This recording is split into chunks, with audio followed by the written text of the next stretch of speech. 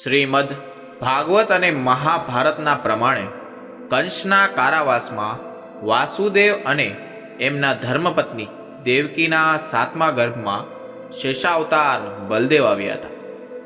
દેવાજ્ઞા પ્રમાણે મહામાયાએ એ ગર્ભને વાસુદેવના બીજા ધર્મપત્ની રોહિણી, જે તે સમયે ગોકુળમાં નનને ત્યાં રહેતાના ગર્ભના સ્થાપિત કર્યા. એટલે જ બલરામને શકર્ષણ પણ કહેવામાં આવે છે.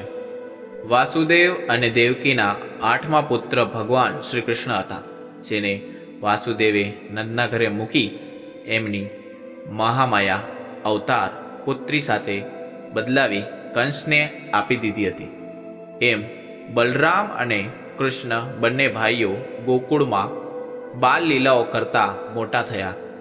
નવ કિશોર અવસ્થામાં 10 થી 12 વર્ષ કંસનો સંહાર કર્યો. શ્રી કૃષ્ણએ મથુરાનો રાજ પોતાના નાના ઉપગ્રહ સેનાને આપી વાસુદેવ અને દેવકીને કારાગારમાંથી મુક્ત કર્યા. વાસુદેવ પણ એમની પત્નીઓ દેવકી અને રોહિણી સાથે સુખેથી રહેવા લાગ્યા.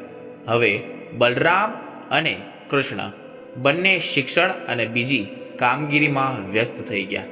એ જ સમયે વાસુદેવ અને રોહિણીને એક પુત્રી થઈ, જે સુભદ્રા છે. એમ બલરામ અને કૃષ્ણ બંને એમની બહેન સુભદ્રાને જન્મથી જ જાણતા હતા.